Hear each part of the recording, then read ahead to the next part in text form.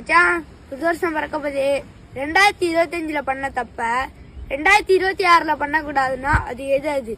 அதுவா, நீ 2025ல பண்ண தப்ப சொல்லு, நான் 2026ல பண்ண கூடாத தப்ப சொல்லு. 2025ல யாருமே என்ன புரிஞ்சுக்கல, யாருக்கும் புரிய வைக்க தேவையில்லை. அடுத்தவங்க என்ன நினைப்பாங்கன்னே வாழ்ந்துட்டேன். யாரு என்ன நினைச்சாலும் பரவாயில்லன்னு இனிமே வாழு. நான் எல்லாரையும் ஒழுங்கா பாத்துக்கணும்னே இருந்துட்டேன். முதல்ல நம்மள ஒழுங்கா பாத்துக்கணும், அப்புறம்தான் மத்தவங்கள பாக்கணும். எல்லாரும் எனக்காக இருப்பாங்கன்னு இருந்தேன். நமக்கு நம்ம மட்டும்தான். நிறைய உறவுகளை சேர்த்து வைக்கணும்னு இருந்தேன். தனிமையும் அமைதியும் போதும்.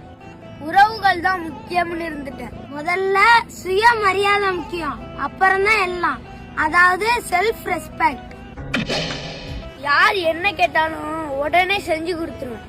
சில நேரத்துல முடியாது இல்லன்னு தைரியமா சொல்லணும், அதாவது நோ சொல்ல கத்துக்கணும்.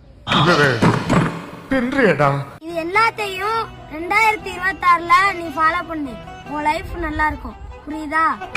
சரி மச்சான், நான் ஃபாலோ பண்ணுவேன். சூப்பரா சொன்ன மச்சான்.